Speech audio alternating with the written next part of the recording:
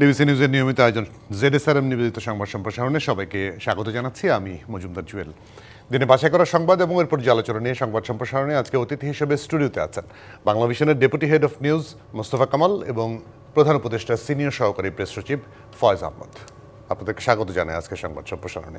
মোস্তফা কামাল থেকে শুরু করি, কারণ যেহেতু সরকার পক্ষ আছে, পরে যাই ফয়েজ আহমদের কাছে। বিএনপির এই অভিযোগগুলো কিন্তু নতুন নয়। মানে প্রথমে হচ্ছে বিগত এই সরকার দায়িত্ব নেওয়ার পর থেকে তো সমর্থন দিয়ে আসছে, এখনও দিচ্ছে, কিন্তু নির্বাচন নিয়ে তাদের মনে এত সংশয় কেন?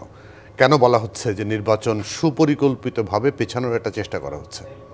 ধন্যবাদ আপনাকে। সরকার পক্ষ আর বিপক্ষ আপনি যেটা বলেছেন, না বিপক্ষ না, অথবা পক্ষে নয়, পক্ষে না, তো এই গোটা দেশের সবাই, বিশেষ করে রাজনৈতিক দলগুলো এখন যারা আছেন, তারা সবাই ছিলেন কিছুটা প্রায় সরকারি দল।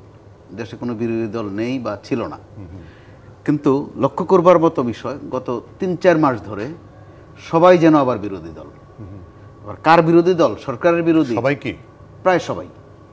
কেউ সরকারের বিরোধী দল, কেউ এক দল আরেক দলের বিরোধী দল, অর্থাৎ সবাই বিরোধী দল হয়ে গেছে। আবার আক্রমণের জায়গাটা কিন্তু সবারই এখন মোটামুটি সরকারের দিকে। যাদেরকে সরকারি দল ভাবা হতো বা একটু একটু মনে করা হতো, অর্থাৎ ছাত্রদের যে নতুন সংগঠন, তারাও কিন্তু এখন মাঝে মধ্যে সরকারকে টুকটাক হুমকি ধমকি দিচ্ছে। তো যেটা প্রচারিত ছিল যে তাদের প্রতি সরকারের বিশেষ আশীর্বাদ আছে, কিন্তু কাজে কর্মে মাঝে মধ্যে সেটা কিন্তু প্রমাণ হয় না। যদি সত্যি তাদের দিকে সরকারের আশীর্বাদ থাকতো, তাহলে তাদের যে মোটা দাগে 3টা দাবি ছিল শুরু থেকেই। একটা ছিল আওয়ামী লীগকে নিষিদ্ধ করা, আরেকটা ছিল আওয়ামী লীগের অন্যতম সহযোগী বা আওয়ামী লীগকে টিকিয়ে রাখার যে রাজনৈতিক সহকর্মী জাতীয় পার্টিকে নিষিদ্ধ করা। তৃতীয় দাবিটা ছিল, অথবা মাঝপথের দাবিটা ছিল, রাষ্ট্রপতিকে অপসারণ করা। তাদের 3টা দাবির একটাও পূরণ হয়নি। এই দৃষ্টি আবার বিবেচনা করা যায় যে না, তারা সরকারি দল না। একটা তো হয়েছে, আওয়ামী লীগের কার্যক্রম নিষিদ্ধ হয়েছে, সেটাও প্রায় 8 মাস পরে। জাতীয় পার্টি তো প্রায় কোণঠাসা, কোথাও কিছু নাই। হ্যাঁ, তো এই মুহূর্তে তাদের প্রয়োজনে অপ্রয়োজনে সরকারের বিরুদ্ধে কথা বলে কোনো কোনো দলের মধ্যে একটা স্মার্টনেস শো করার একটা প্র্যাকটিস কিন্তু আমরা দেখছি। আর বিএনপির যে অংশটা বলছেন যে নির্বাচন পেছানোর ষড়যন্ত্র করছে, অথবা চক্রান্ত করছে, অথবা সূক্ষ্ম পরিকল্পনা করছে, তাদের জায়গা থেকে তাদের এই কথার যুক্তি আছে। তারা কিছু নমুনা দেখছে এভাবে। তারা যখন নির্বাচনের কথা বলে, সরকার সেটাকে খুব একটা গ্রাহ্য করে না। নির্বাচনের কথা যখন সামনে আনে, চলে আসে যে আগে সংস্কারটা হয়ে যাক, অথবা যখন আরও নির্বাচনের জন্য তারা চাপ দেয়, তখন দেখা যায় যে বিচারটা আগে হয়ে যাক, অর্থাৎ গণহত্যার বিচার। আর মাঝে তো কত মাস 2-1 ধরে যখন নির্বাচনের কথা আসে, সামনে চলে আসে করিডোর, অথবা সামনে চলে আসে যে ভারত সীমান্তের উত্তেজনা, অথবা মিয়ানমারের সাথে গোলমাল, বন্দর বিদেশিদের হাতে দেয়া। এর মধ্য দিয়ে তারা একটা ধারণা করছে যে এ সরকার নির্বাচন দিতে চায় না, অথবা নির্বাচন বিলম্ব করতে চায়। কিন্তু আমরা যদি মাননীয় প্রধান উপদেষ্টার কথা আমলে নেই, সেই সাথে সেনা প্রধানের কথাও আমলে নেই এবং বিশ্বাসও করতে চাই, তখন কিন্তু কোনো গোলমাল দেখছি না আমরা। স্পষ্ট কথাবার্তা। সেনাপ্রধান গত বছরের সেপ্টেম্বরের 26-27 তারিখে বলেছিলেন 18 মাসের মধ্যে। তো 18 মাস হিসাব করলে সেটা হয় সামনের মার্চ মাসে। আবার প্রধান উপদেষ্টা বলেছেন ডিসেম্বর থেকে জুনের মধ্যে, অর্থাৎ কথা একই, অর্থ কিন্তু একই দাঁড়াচ্ছে। তো সেই দৃষ্টিভঙ্গি থেকে নির্বাচন নিয়ে কিন্তু সংশয় নেই। কিন্তু নমুনা আমরা যেটা দেখি, বা যেই বাস্তবতা, জুনে না হয়ে যদি নির্বাচন আরো 2-4-6 মাস পরেও হয়, সম্ভবত রাজনৈতিক দলের থেকে আপত্তি থাকবে না। কিন্তু যখন নির্বাচনের কথা আসে, যখন সামনে আরেকটা বিষয় নিয়ে আসা হয়, সেটাতে তাদের মধ্যে একটা সন্দেহ জাগে। সেই সন্দেহটাই তারা বলতে চাচ্ছেন। যেহেতু সরকারের সঙ্গে সরাসরি কাজ করছেন ফয়েজ আহমদ, তিনি আরো একটু ভালো পরিষ্কার করতে পারবেন যে এই সংশয়গুলো কি আসলে সত্যি কিনা, যে কোনো কারণে সরকারের পক্ষ, সরকারের ভিতরে আপনারা যারা আছেন, তারা একটু নির্বাচনটাকে পিছিয়ে দেওয়ার কোনো রকম পরিকল্পনার মধ্যে আছেন কিনা, যেটা বিএনপির অভিযোগ। আমার না। জি, আপনাকে ধন্যবাদ। কামাল ভাইকে শুভেচ্ছা যারা দেখছেন তাদেরও। দেখুন, সন্দেহ, সংশয় বা চাপ, এই বিষয়গুলি পলিটিক্যাল পার্টির পার্সপেক্টিভ থেকে যদি আপনি দেখেন, এগুলি তাদের জন্য তাদের রুটিন বা তাদের অ্যাসাইনমেন্টের বাইরের কিছু নয়। আমি এই প্রসঙ্গে একটা উদাহরণ দেই। আপনি যে অবস্থানে আছেন সে অবস্থানে যদি স্থিতিশীল থাকতে চান তাহলেও আপনার টানটা রাখতে হবে উপরের দিকে, নয়তো আপনি নিচে পড়ে যাবেন। তো প্রধান উপদেষ্টা জাতির উদ্দেশ্যে দেওয়া ভাষণে অ্যাটলিস্ট 3 বার উনি বলেছেন যে চলতি বছরের ডিসেম্বর থেকে আগামী বছরের জুনের মধ্যে নির্বাচন অনুষ্ঠিত হবে। এই অবস্থান থেকে সরকার এক চুলো সরে আসেনি, কিন্তু পলিটিক্যাল পার্টিগুলি নির্বাচনের জন্য তারপরেও অব্যাহত বলে যাচ্ছেন, নির্বাচনের দাবি করে যাচ্ছেন।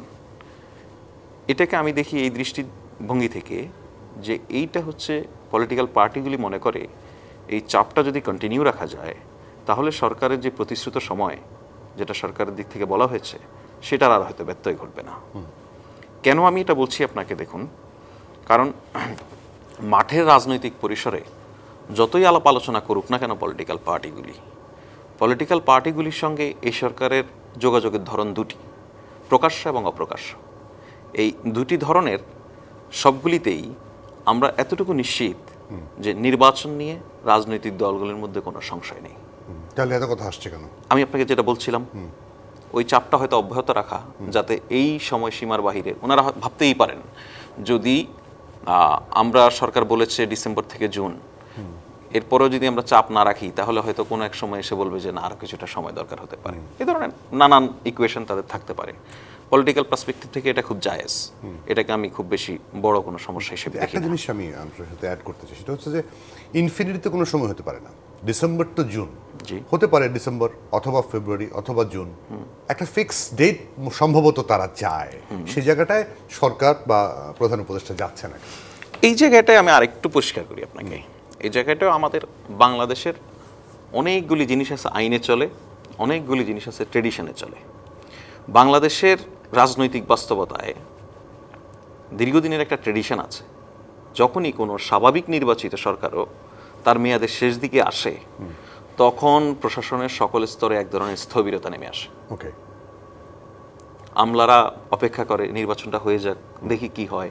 পুলিশ বাহিনী অপেক্ষা করে নির্বাচনটা হয়ে যাক, তারপর আসে? দেখি কি হয়। সুতরাং আপনি দেখুন এই সরকার এমন এক পরিস্থিতির মধ্যে দায়িত্ব গ্রহণ করেছে, সেটি একটি টালমাটাল পরিস্থিতি, সেটি একটি ভঙ্গুর অবস্থা, সেটি একটি একদম লেজে গোবর অবস্থা। সেই জায়গা থেকে যখন আপনি উত্তরণের পথে হাঁটবেন তখনই যদি আপনি একদম সুনির্দিষ্ট করে বলে দেন আগামী অমুক মাসে নির্বাচন, সে অমুক মাসে নির্বাচনটা বলার পরে প্রশাসনের অবস্থা কি হতে পারে সেটা আপনি মানে নিশ্চয়ই এখনই ধারণা যেখানে করতে ঢিলেঢালা পারছেন। অবস্থা এখনই আছে, যেখানে হ্যাঁ। ঢিলেঢালা।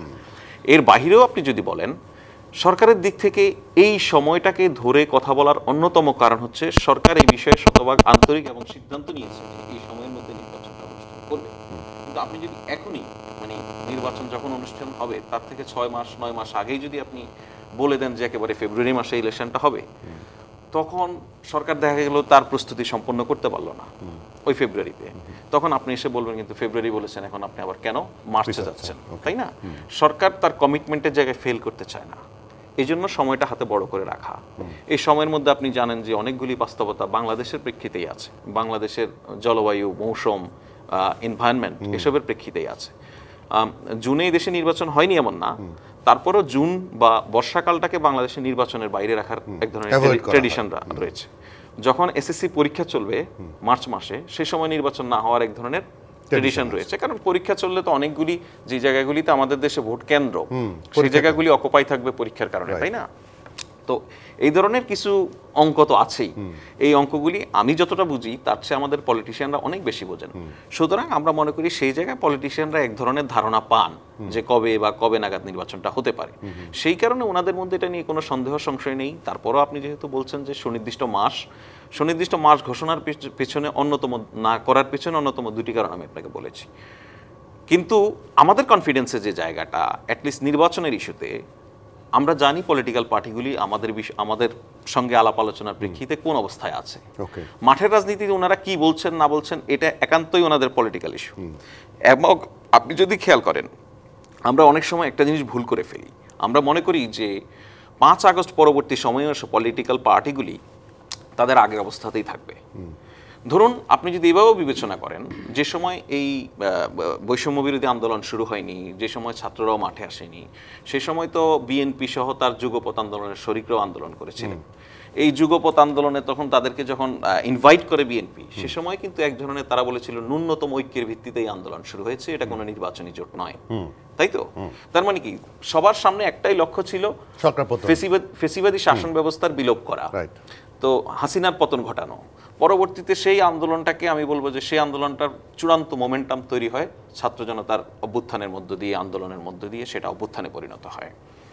সুতরাং আপনি আমি কেউই এটা প্রত্যাশা করতে পারি না যে 5 আগস্ট পূর্ববর্তী সময়ে রাজনৈতিক দলগুলি যেমন একে অন্যের কাঁধে হাত দিয়ে হেঁটেছে, এখন যখন তাদের প্রধান শত্রু আওয়ামী লীগ এখানে অনুপস্থিত, সেই মাঠেও তারা একইভাবে থাকবে, তাহলে আসলে পলিটিক্স থাকে না। জামাতের নির্দিষ্ট একটা আইডিওলজি আছে, জামাতের নির্দিষ্ট ভোট ব্যাংক আছে, বিএনপির একটা নির্দিষ্ট আইডিওলজি আছে, ভোট ব্যাংক আছে, অপরাপর পলিটিক্যাল পার্টিগুলিরও একই অবস্থা। সুতরাং প্রত্যেকটি পলিটিক্যাল পার্টি তার নিজ নিজ এজেন্ডা নিয়ে সামনে আসবে, তার নিজ নিজ নেতাকর্মীদের কাছে তার বয়ান পৌঁছাবে, নিজ নিজ নেতাকর্মীদেরকে আকারে ইঙ্গিতে বক্তব্যের মধ্য দিয়ে তার বার্তা পৌঁছে দিবে যে আমরা কি চাই, কিভাবে চাই, আমাদের এই মুহূর্তে মাঠের রাজনীতির শত্রুকে বন্ধুকে, তাই না?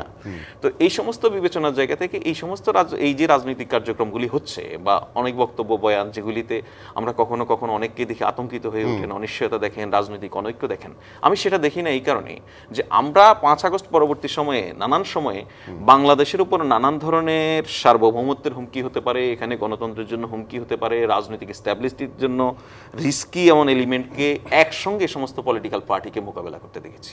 অতএব একটা জিনিস পরিষ্কার, আমাদের এক্সিস্টিং সকল পলিটিক্যাল পার্টি বাংলাদেশ প্রশ্নে একমত, সে জায়গায় তাদের মধ্যে কোনো দূরত্ব নেই, তবে তাদের নিজ নিজ যে রাজনৈতিক অবস্থান রয়েছে সেই অবস্থান নিয়ে তারা সামনে এগোচ্ছে। একদম পরিষ্কার। আমি একটু অন্য আলোচনায় যাব না, কারণ এটা বিরতি নিয়ে নিই, কারণ সময়টা কম পাবো। তাহলে ফিরে এসে একটু ইশাককে নিয়ে আলোচনা করতে চাই। ইশাককে নিয়ে যে ঘটনা ঘটছে, 6 দিন ধরে নগর ভবনে কোনো কাজ হচ্ছে না, আবার এই মামলা চলছে, সবকিছু মিলে একটু আলোচনা করতে চাই। একটা বিরতি নেব। দর্শক আমাদের সঙ্গে থাকবেন। জেডএসআরএম নিবেদিত সংবাদ সম্প্রসারণ আছেন আপনারা। বিরতির পর আবার স্বাগত জেডএসআরএম নিবেদিত সংবাদ সম্প্রসারণে। আমার সঙ্গে স্টুডিওতে আছেন বাংলা ভিশনের deputy head of news Mostafa Kamal এবং প্রধান উপদেষ্টা সিনিয়র সহকারী প্রেস সচিব ফয়েজ আহমদ। দুজনকে আবারও স্বাগত। যে প্রশ্নটি রেখে গিয়েছিলাম, ইশাককে মেয়র হিসেবে বসালে সমস্যাটা কি? সময় ছিল 15 দিন, এখন বোধহয় সেই সময়টাও নাই। তো সমস্যাটা কি? যেহেতু ইসি একটা গেজেট প্রকাশ করেছে, উনি আদালত থেকে মেয়র হিসেবে নির্বাচিত হয়েছেন, এই আন্দোলন করে 6 দিন ধরে টানা, মানে আমি জানি না। জি, বিষয়টা যে ভজঘট বলতে যেটা একটা শব্দ ব্যবহার করি আমরা, এটা কিন্তু স্থানীয় সরকার নির্বাচন, জাতীয় নির্বাচন নয়, তারপরও ঢাকা সিটি কর্পোরেশন। তো ইশরাক হোসেন সাহেবের বিষয়টার মধ্যে কিন্তু একটু ভিন্ন মাত্রা আছে। তিনি তারুণ্যের একটা ক্রেজ, তরুণ সমাজের মধ্যে তার আলাদা একটা কদর, এটা তার নিজের অর্জন, আবার তার পারিবারিক অর্জন বা রক্তের অর্জন, যেটা যে অবিভক্ত ঢাকার শেষ মেয়রের সন্তান। তো এরকম একটা জায়গায় আপনি খেয়াল করে দেখেন, আদালত সংযুক্ত, প্রশাসন সংযুক্ত, অর্থাৎ সরকার সংযুক্ত, নির্বাচন কমিশন সংযুক্ত, ওই সাথে আবার রাজনীতিও সংযুক্ত। এই জন্য ভজঘট শব্দটা বললাম। এটা তার প্রতি কিন্তু এক ধরনের অসম্মান করা। তো আবার খেয়াল করে দেখুন যে 6 দিন ধরে ওখানে যেই ব্লকেট অথবা আন্দোলন চলছে, ওখানকার ভাষা আর ইশরাক সাহেবের ভাষার মধ্যে কিন্তু একটু তফাৎ আছে, খুব খেয়াল করবার মতো। ওখানে খুব বলা হচ্ছে জোর করে ওনাকে অবিলম্বে মেয়রের আসনে তারা দেখতে চায়, কিন্তু ওনার বক্তব্যটা দেখেন আরও কত চমৎকার, অত্যন্ত পলিটিক্যাল বক্তব্য ওনার। আজও যেটা দিয়েছেন যে তিনি প্রমাণ করতে চেয়েছেন যে এই সরকার নির্বাচনে আন্তরিক নয়, জাতীয় নির্বাচনেও আন্তরিক নয়, সেটা তিনি অনেকটা প্রমাণ করতে পেরেছেন। তাহলে কথার মধ্যে কিন্তু একটা ফের আছে, অর্থাৎ এখানে রাজনীতির উপাদান আছে, যেটা বলছিলাম। তো আবার আইন নিয়ে মশকরা করা, নির্বাচন কমিশনের প্রজ্ঞাপন নিয়ে মশকরা করা। তো এই মশকরার ক্ষেত্রে আবার একজন উপদেষ্টার নাম খুব জোরালোভাবে উচ্চারণ হচ্ছে, তিনিও আবার তারুণ্যের একটা প্রতীক। তো এটা কিন্তু আমাদের সবার জন্যই শোভনীয় নয়। এই বিষয়টা এই পর্যন্ত যতটুকু গড়িয়েছে, সরকারের এখানে একটা হস্তক্ষেপ করার বিষয় আছে, কারণ বাঙালকে হাইকোর্ট দেখিয়ে খুব একটা শেষ পর্যন্ত ভরসা হয় না, দুরাশার মধ্যে থাকতে হয়। সরকার তো বলছেন যে, মানে উপদেষ্টা বলছেন আইনি জটিলতা রয়েছে, উপদেষ্টা বলছেন তিনি আইনি জটিলতা দেখছেন, কিন্তু আমরা সাদা চোখে তো ওখানে আইনি জটিলতা দেখছি না। আর আইন নিয়ে এই ধরনের বিষয়ে নাড়াচাড়া করা ভালো না। এখানে একটু স্মরণ করতে হবে, আওয়ামী লীগ আমলে সিটি কর্পোরেশন নির্বাচনে যেই জিতেছে, অর্থাৎ ম্যাক্সিমাম জিতেছিল বিএনপির, জিতেছে মানে তার কারাগারে যাওয়া লেগেছে। এতে করে ওই যে নারায়ণগঞ্জে একজন ফেল করেছিলেন, উনি বলেছিলেন যে জেল হইতে ফেল উত্তম, ফেল করলে আর জেলে যাওয়া লাগবে না। আর বাদ বাকি সব মেয়রদের কিন্তু জেলে যাওয়া লেগেছে। তো সেই ক্ষেত্রে ইশরাক সাহেব কিন্তু এবার একটা চমৎকার রাজনৈতিক স্ট্যান্ড নিয়েছেন এবং তার জনপ্রিয়তার একটা আনুষ্ঠানিক স্বাক্ষর কিন্তু তিনি রেখেছেন এবং ঢাকাবাসীও দেখিয়েছে। সেখানে ফয়েজ আহমদ, আমি আইনি জটিলতায় আমরা যাব না, কারণ আইনি জটিলতা আছে বলছেন উপদেষ্টা, আবার একটা রিট হয়েছে। কিন্তু আমার প্রশ্ন হচ্ছে যে 27 তারিখ থেকে 14 তারিখ রিট হওয়ার আগ পর্যন্ত 17 দিন সময় ছিল। এটা 15 দিনের জন্য একটা মেয়র শপথ নিলে কি এমন ক্ষতি হতো? দেখুন, জনাব ইশরাক হোসেন যে অত্যন্ত জনপ্রিয় মানুষ, এতে কোনো সন্দেহ নেই। ওনার জনপ্রিয়তা যে এখন যে আন্দোলন হচ্ছে এর মধ্য দিয়েও প্রমাণের আসলে কিছু নেই। ওনার জনপ্রিয়তা ঢাকাবাসীর কাছে ওনার ব্যক্তিগত, ওনার পারিবারিক রাজনৈতিক ঐতিহ্যের কারণে এটা পুরনো এবং প্রমাণিত। একটা বিষয় আপনি খেয়াল করেছেন যে বলা হচ্ছে যদি চট্টগ্রামের শাহাদাত মেয়র হতে পারে, ঢাকায় কেন ইশরাক নয়? তার মানে কি, আপনি যদি সরকারের কোনো উদ্দেশ্য থাকতো তাহলে চট্টগ্রামের শাহাদাত সাহেব হতেন না। তার মানে কি, এখানে একটা লিগ্যাল প্রসিডিউরাল কিছু মিস্টেকস আছে। আমার মনে হয় সরকার ওনাকে অসম্মান নয়, বরং উনি যেন আইনি সকল প্রক্রিয়ার মধ্য দিয়েই ওনার দায়িত্বটা গ্রহণ করতে পারেন। এই আইনি প্রক্রিয়ার ব্যত্যয়ের ক্ষেত্রে কিন্তু আবার ব্যক্তিগতভাবে যদি বলতে হয়, ওনারও হয়তো কোনো ত্রুটি নেই। জনাব ইশরাকও এখানে আইনি মার পেছে পড়ে গেছেন, উনি আইনিভাবে কোনো কিছু লঙ্ঘন করে এসেছেন তাও নয়। ওনার হাতে দরকার ব্ল্যাক অ্যান্ড হোয়াইট গেজেট, সেটা ওনার হাতে হয়তো আছে। কিন্তু এই গেজেট প্রকাশের প্রক্রিয়া নিয়ে বা রায় প্রকাশের প্রক্রিয়া নিয়ে, বিচারিক প্রক্রিয়া নিয়ে, পরবর্তীতে লিগ্যাল নোটিশ, রিট, এ সমস্ত আইনি একটা জটিলতা তৈরি হয়েছে। আমি বিশ্বাস করি এটা খুব অল্প সময়ের মধ্যেই একটি শান্তিপূর্ণ সমাধান হয়তো হবে। তো এই শান্তিপূর্ণ সমাধান যখন আমি বলছি, তখন আপনি বলতেই পারেন যে কিছু মানুষ তো 6 দিন ধরে আন্দোলন করছে। এটা আমি বিশ্বাস করি না যে জনাব ইশরাকই সবাইকে উস্কে দিয়েছেন যে ওখানে গিয়ে আপনি নগর ভবন দখল করে রাখেন। এটা ওনার যে পপুলারিটি, সে কারণে হয়তো অনেকে অতি আবেগী হয়ে আসছেন। অতি আবেগী হয়ে কিন্তু নানান ধরনের দৃষ্টান্তও সেখানে তৈরি করছেন। ধরুন, সেখানে উপদেষ্টা আসিফ মাহমুদের ছবি দিয়ে তাকে অপমান করা হচ্ছে, অবমাননা করা হচ্ছে। এই বিষয়গুলিও কিন্তু আমাদের রাজনৈতিক সংস্কৃতির জন্য মঙ্গলজনক কিছু নয়।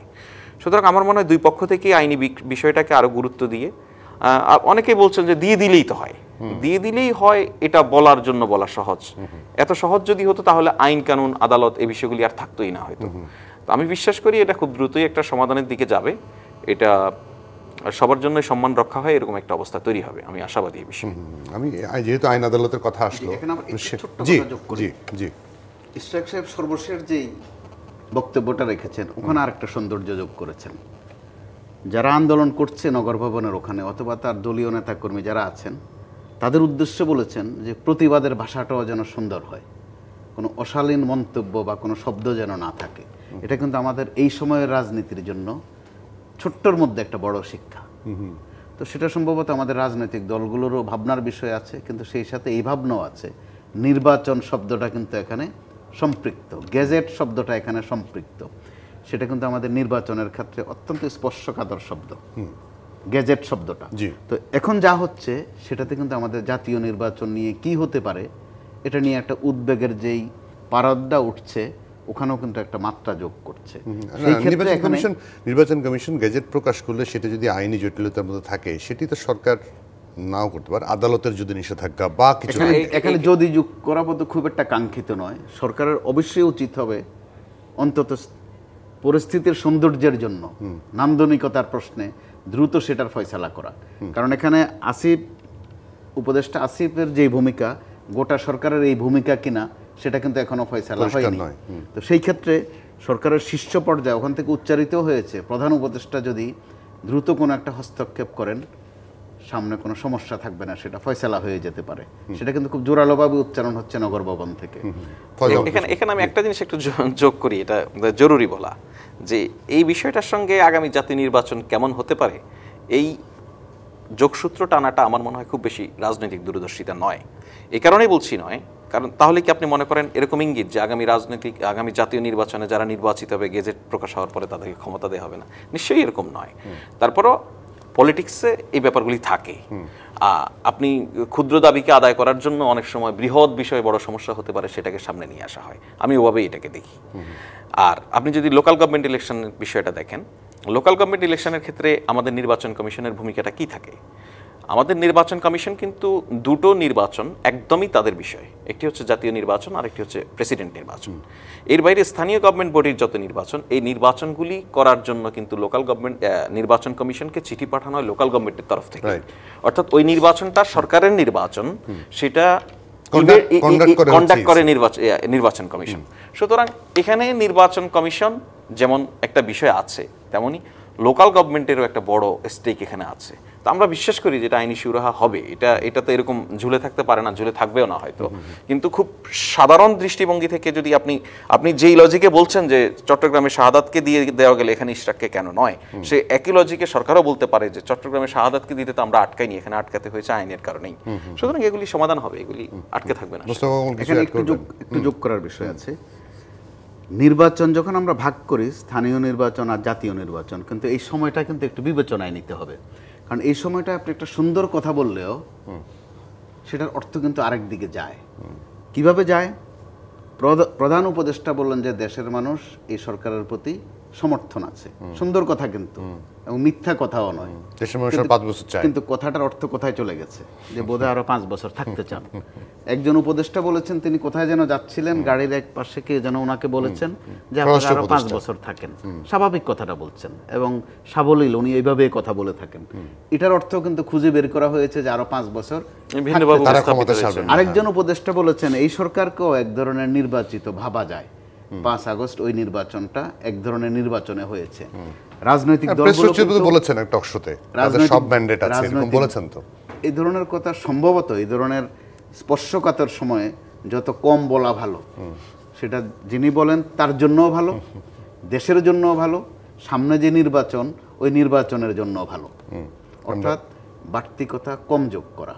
বাড়তি কথায় কিন্তু অনেক গোলমাল বাঁধে, সেটা আমরা দেখেছি। এখানে একটু যদি উল্লেখ করি, ছাত্রদের যখন আন্দোলনটা পিকে, ফয়সালা কিন্তু হয়ে যায় ওই রকম অবস্থায় ছিল। কিন্তু যখন ওখানে যোগ করা হলো রাজাকারের নাতিপুতি, দেখেন আধা ঘন্টার মধ্যে পরিস্থিতি কিন্তু কোন দিকে ঘুরে গেল। অর্থাৎ এরকম সময়ে কথাবার্তায়ও একটু মাত্রার মধ্যে থাকা বোধহয় সবার জন্য ভালো। একদম পরিষ্কার। একটা বিরতি নেব, বিরতি নিয়ে ফিরে আসছি আবারও জেডএসআরএম নিবেদিত সংবাদ সম্প্রসারণ। আর একটা বিরতি, সঙ্গে থাকবেন না। বিরতি পরে আবারও স্বাগত জেডএসআরএম নিবেদিত সংবাদ সম্প্রসারণে। আমাদের সঙ্গে অতিথি হিসেবে আছেন মোস্তফা কামাল এবং ফয়েজ আহমদ। আবারও দুজনকে স্বাগত জানাই। এক ধরনের বেশ আলোচনা চলছে চট্টগ্রাম বন্দর প্রাইভেট কোম্পানিকে বিদেশিদের হাতে হ্যান্ডলিংয়ে দেওয়া এবং করিডোর নিয়ে। আমি চট্টগ্রাম বন্দরটা নিয়ে আলোচনা স্থিমিত রাখতে চাই। যতদূর আমার জানা 2023 সালে সম্ভবত বিগত সরকার এটিকে বিদেশিদের হাতে দেওয়ার জন্য এক ধরনের সিদ্ধান্ত নিয়েছিল। এখন অন্তর্বর্তী সরকার এসে এটি হয়তো ইমপ্লিমেন্ট করছে বা অন্য কোনো, সেটি তখন তিনি পারেন নাই, এখন হচ্ছে। তো এখন তো ওনাদের সিদ্ধান্ত না পুরোপুরি, বা বলা হচ্ছে ব্যবসায়ীরা বলছেন যে এটা যদি বিদেশিরা হ্যান্ডলিং করে এটা বরং ভালো হবে, পজিটিভ হবে। তাহলে সবাই মিলে আমরা এটা হামলে পড়লাম কেন, মানে আমি জানতে চাই। ভালো এবং মন্দ অনেকটা আপেক্ষিক, কোনটা কার কাছে ভালো কোনটা কার কাছে মন্দ। তো এই প্রশ্নে যাওয়ার আগে এই ধরনের বিষয়, করিডোর শব্দটা শুনতে তো একটু ডর লাগে, শুনতে একটু ডর লাগে। তার উপর বন্দরের বিষয়, দেশের বড় রকমের সিদ্ধান্তের বিষয় আছে এখানে। অবশ্যই কোনো সরকারে চাইবে না এর মধ্য দিয়ে দেশের কোনো ক্ষতি হোক, বিজনেস কমিউনিটিও চাইবে না, দেশের একটি সাধারণ নাগরিকও চাইবে না যে কখনো ওই করিডোরে যাবেও না, ওই বন্দরে যাবেও না, জানেও না বিষয়টা। কিন্তু এমন একটা সময় এই বিষয়গুলো যখন সামনে আসে, যেটা আমি আগেও বলছিলাম যে এগুলো নিয়ে আলোচনার সময় এখন নয়, তখনই কিন্তু সন্দেহটা বাড়ে আরও, যে আপনারা ফরজ বাদ দিয়ে নফল নিয়ে ব্যস্ত রাখতে চান কিনা কাউকে। আর বিএনপি কিন্তু স্পষ্ট করছে তার এই বক্তব্যটা এই ক্ষেত্রে, যে এগুলো নির্বাচিত সরকারের কাজ, দেয়া অথবা না দেয়া। এখনো কিন্তু ভাষণ দুটো আপনি খেয়াল করে দেখেন, কেউ হচ্ছে বন্দর বা করিডোর দেয়ারে বিরোধিতা করছে, আরেকটা পক্ষ বলছে দেয়া না দেয়া বিষয় নয়, এই বিষয়ে সিদ্ধান্ত নেয়ার এখতিয়ারে এই সরকারের নেই। তাদেরও যুক্তি আছে এই বিষয়ে, আবার গ্রহণযোগ্যতাও আছে, আলোচনাও আছে বাজারে, কারণ তারা এই সময় একটু নির্বাচনের কথা বেশি শুনতে চায়। করিডোর হচ্ছে নির্বাচনের কথা বেশি শুনতে চায়। এটা একেবারেই প্রাসঙ্গিকতা, একদম সময়ের এক ধরনের চাহিদা। তো সেই ক্ষেত্রে সরকার যদি কোনো আলোচনা করে থাকে এই নিয়ে, সরকারের তরফেও কিন্তু আমরা 2-3 রকম ভার্সন পেয়েছি, বিশেষ করে করিডোরের ক্ষেত্রে। কখনো বলা হয়েছে সিদ্ধান্ত হয়েছে, কখনো বলা হয়েছে আলোচনা হয়েছে, কখনো বলা হয়েছে না এরকম কিছুই হয়নি। তো এগুলো কিন্তু একেবারেই বাড়তি কথা। আবার যারা বলেছেন তারা কিন্তু কেউ ফেলনানক নয়, উপদেষ্টা পর্যায় থেকে এসব কথাবার্তা এসেছে। সেই ক্ষেত্রে একটা আহ্বান থাকবে অন্তত স্থিতিশীলতার প্রশ্নে, যেন নতুন কোনো বিশৃঙ্খলা না আসে। কারণ এই করিডোর প্রশ্নে আমাদের সেনাবাহিনীর প্রসঙ্গও কিন্তু এসে যায়। সেই বিবেচনায় বিষয়টির মধ্যে স্পর্শকাতরতার আরও একটু ভিন্ন মাত্রা আছে। তাই ওই ক্ষেত্রে আমাদের আবেদন থাকবে, আহ্বান থাকবে যে এই বিষয়ে বেশি কথাও না বলা এবং এই বিষয়ে বড় রকমের কোনো সিদ্ধান্তেও না যাওয়া, সেটা যেন ভবিষ্যতের খুব শীঘ্রই যে নির্বাচিত সরকার আসবে সেই সরকারের জন্য রেখে দেয়া।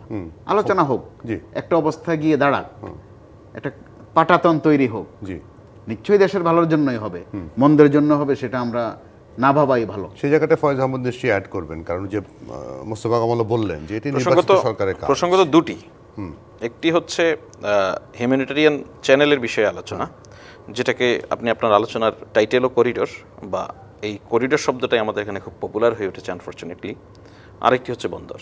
তা আমি হিউম্যানিটেরিয়ান চ্যানেলের বিষয়ে একটু বলি, এই বিষয়টা পরিষ্কার করি। যেমন কামাল ভাই বলছেন যে সিদ্ধান্ত হয়েছে আলোচনায়, সিদ্ধান্ত হয়েছে আলোচনা হয়েছে না, এরকম কোনো আলোচনাই হয়নি। তিন ধরনের কথা এসেছে। ফাইন। নাম্বার 1, আলোচনা হয়েছে। কি আলোচনা হয়েছে?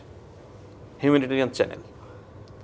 জাতিসংঘ মহাসচিব বা জাতিসংঘ বলেছে যে মিয়ানমারের রাখাইন রাজ্যে একটি মানবিক বিপর্যয়ের সম্ভাবনা তৈরি হয়েছে, সেই জায়গায় আমরা তাদেরকে সহযোগিতা করতে চাই। আলোচনা হয়েছে, দ্যাট ইজ আলোচনা। সিদ্ধান্ত হয়েছে, জাতিসংঘ যখন এই বক্তব্যটি দিয়েছে সেখানে এক মানবিক বিপর্যয় আসন্ন, তাহলে আমাদের ইমিডিয়েট কী কী বিপত্তিগুলি ঘটবে দেখেন। রাখাইন রাজ্যে নির্যাতনের শিকার হয়ে বাংলাদেশে 12 লাখ রোহিঙ্গা প্রবেশ করেছে। সেখানে এখন দুর্ভিক্ষ সৃষ্টি হয়ে ক্ষুধায় আরও মানুষ আসবে, শুধু রোহিঙ্গা নয়, অন্যান্য জাতিগোষ্ঠীর মানুষও আসার সম্ভাবনা তৈরি হয়েছে। সে জায়গায় আমরা কি করতে পারি? আমরা সে জায়গায় তাদেরকে, অর্থাৎ রাখাইনে যদি জাতিসংঘ মানবিক সহায়তা পৌঁছাতে চায়, আমরা লজিস্টিক সাপোর্ট দিয়ে হেল্প করব কিনা এই সিদ্ধান্তে আমরা সম্মত। তার মানে কি? সিদ্ধান্ত হয়েছে। তবে বাংলাদেশ বলছে আমাদের শর্ত রয়েছে। সেখানে কিভাবে যাবে, কার কাছে যাবে, কে ডিস্ট্রিবিউট করবে, এই জিনিসগুলি পরিষ্কার হতে হবে। এবং এই পরিষ্কার হয়ে জিনিসটা যখন আরও প্রোগ্রেস হবে, তখন আমাদের স্টেক হোল্ডারদের সঙ্গে আমাদের আলোচনা করতে হবে। হ্যাঁ, আমাদের কন্ডিশন। আর শেষটা হচ্ছে না, সিদ্ধান্ত যদি হয়ে যায় এরপরে স্টেক হোল্ডারদের সাথে আলোচনা করি, ডেফিনেটলি আমরা তাদেরকে মানবিক সহযোগিতায় আমরা হেল্প করব কিনা এটাতে আমরা সম্মত। সিদ্ধান্ত নয়, সম্মত। এই সম্মতর বিষয়ে সিদ্ধান্ত। দেখেন, আমি সম্মত হওয়া মানে কিন্তু শেষ নয়। হ্যাঁ, আপনি যদি বলেন যে রাখাইনে এখন একের পর এক মানুষ মরতে থাকবে, কিছু মানুষ ক্ষুধার জ্বালা বাংলাদেশে আবার অনুপ্রবেশ ঘটবে, তা আপনি কি বলবেন? যে আমি এর চেয়ে বেটার তো আমি তাকে একটা সুযোগ দেয়া, তার এইড যাওয়া, খাবার যাবে, ওষুধ যাবে, এই তো এই জায়গায় তো সম্মত হতেই হবে। তো এই জায়গায় সম্মত তার মানে কি? আপনি যেটাকে ভিন্ন ভিন্ন বক্তব্য বলছেন, আমি সম্মতের জায়গাটা ক্ল্যারিফাই করলাম, হোয়াট ইজ সিদ্ধান্ত। আমি আপনাকে আলোচনার জায়গাটা ক্ল্যারিফাই করলাম, হোয়াট ইজ আলোচনা। এবং যেই জায়গাটা শেষ বলছেন যে এরকম কোনো আলোচনাই হয়নি, সেই জায়গাটা বলছি। আমরা বারবার বলছি যে জাতিসংঘের সঙ্গে আমাদের করিডোর বিষয়ে কোনো আলোচনা হয়নি, বিকজ আমাদের কাছে করিডোর বলে কোনো প্রস্তাবই নেই। আমাদের কাছে তারা লজিস্টিক সাপোর্ট চাচ্ছে যে ওইখানে এইড পৌঁছে দেওয়ার জন্য, যদি মানবিক বিপর্যয়। এক্স্যাক্টলি। সুতরাং আমি কেন বলবো না যে আমার সঙ্গে করিডোর বিষয়ে কোনো আলোচনা হয়নি? এটা হচ্ছে বাস্তবতা। এই বাস্তবতায় সবচেয়ে বড় বিপর্যয় যেটা ঘটেছে সেটা হচ্ছে যে ভারত থেকে প্রকাশিত নর্থ ইস্ট নিউজ নামে একটা নিউজ পোর্টাল আছে, যেখানে চন্দন নন্দী নামে একজন সাংবাদিক আছেন, যিনি তার অতীত জীবনেও মিথ্যা এবং প্রোপাগান্ডা বা ফেক নিউজ ছড়ানোর জন্য চাকরিচ্যুত হয়েছেন, এমন ঘটনাও আছে। সেই চন্দন নন্দী হঠাৎ করে একটা আর্টিকেল লিখলো, যেটা হচ্ছে যে বাংলাদেশ করিডোর দিচ্ছে, সেখান দিয়ে আমেরিকান ট্রুপস যাবে বা এই ধরনের বিষয় নিয়ে আসলেন। হঠাৎ করে আমাদের মানুষকে বিভ্রান্ত করলেন। এই বিভ্রান্তির পিছনে আমি যেমন বিভ্রান্তিটা নেতিবাচক অবস্থান থেকে এসেছে, কিন্তু আমি একটা ইতিবাচক দিক দেখি। ইতিবাচক দিকটা হচ্ছে আমাদের নাগরিকরা, আমাদের রাজনৈতিক দলগুলি ওই নিউজের প্রেক্ষিতে যে প্রতিক্রিয়া দেখিয়েছে, সেটা বাংলাদেশের সার্বভৌমত্বের জন্য ইতিবাচক। আমাদের পলিটিক্যাল পার্টিগুলি একদম, সবাই যে একদম আমার পরিষ্কার। সার্বভৌমত্বের প্রশ্নে কম্প্রোমাইজ করবে না সেটা পরিষ্কার। সুতরাং ওই করিডোর বিষয়ে বা যে করিডোরটা উত্থাপিত হয়েছে বা আলোচনা হয়ে এই হিউম্যানিটেরিয়ান চ্যানেল নিয়ে আসলে কোনো ধরনের ঝামেলা নেই। এটা ঝামেলা ফেব্রিকেটেড, এটা একজন ভুয়া নিউজ পোর্টাল থেকে প্রোপাগান্ডার জন্য বিখ্যাত এরকম একটা নিউজ পোর্টাল এটা প্রডিউস করেছে। আনফরচুনেটলি সেটাকে আমরা সময় একদম কনজিউম শেষের করে দিকে, ফেলেছি। একটু- আর বন্দরের হ্যাঁ, বিষয়টা বন্দরে যদি আসি, বলি, হ্যাঁ। বন্দরের বিষয়টা পরিষ্কার বলি যে বন্দরের বিষয়টা বাংলাদেশের চট্টগ্রামের বন্দর শুধু চট্টগ্রামের বিষয় না, এটা সমগ্র বাংলাদেশের বিষয়।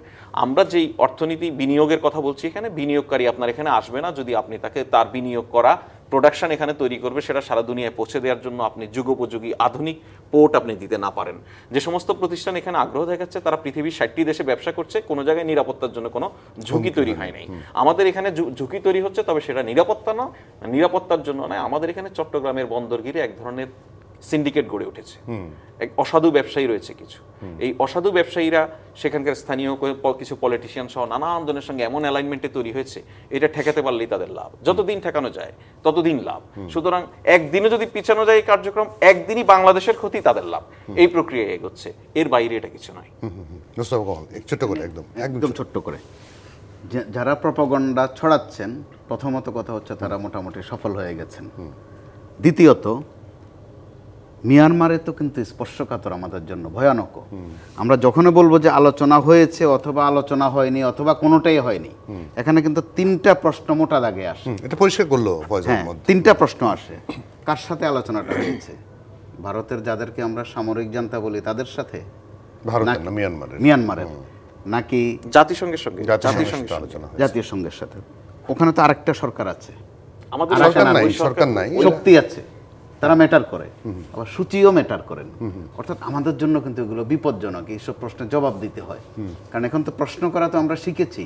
5 আগস্ট কিন্তু না, আমাদের কিন্তু আগামী নির্বাচন না মানে হওয়ার আগ পর্যন্ত যে এর মধ্যে আরো 2 লাখ 5 লাখ ঢুকে যায়, তখন আপনি কি করবেন? সেটাও তো একটা সেই বড় উদ্বেগ তো আমরা প্রতিনিয়ত প্রকাশ করছি। আমাকে যে যদি আপনি কারণে 30 সেকেন্ডস দেন আমি এই বিষয়টা একদম শেষ করে ফেলি। 5 সেকেন্ড। ফয়েজ ভাই যেটা আমি বলছেন, শেষ করি যে যে আমাদের মধ্যে যে সতর্কতা সেটা পজিটিভ। পজিটিভ। এখানে আমি এর মধ্য দিয়ে এই এখানে আমি সিদ্ধান্তটাকে এখানে আমরা এখানে আমি স্থাপন একটা করেছি। বড় মেসেজ দেই আপনাকে, আপনার জন্য পরিষ্কার হবে। ধরুন করিডোর দিল, করিডোর প্রযুক্তির খাতিরে করিডোর দিল, সেখানে যাবে মিয়ানমার 2 ভাগ হয়ে যাবে, সেখানে আমেরিকান ঘাঁটি বসবে, চায়নার জন্য হুমকি তৈরি হবে। এখন পর্যন্ত মিয়ানমার এবং চায়না কিন্তু কোনো উদ্বেগ দেখায়নি, জি। কারণ তারা জি, জানে একদম কি পরিষ্কার, একদম। ফয়েজ আহমদ এবং মোস্তফা কামাল, ধন্যবাদ আপনাদেরকে অনেক ধন্যবাদ যারা ছিলেন। এই ছিল জেরুজালেম নিউজ সংবাদ সম্প্রসারণ, ডিবিসি সংবাদ।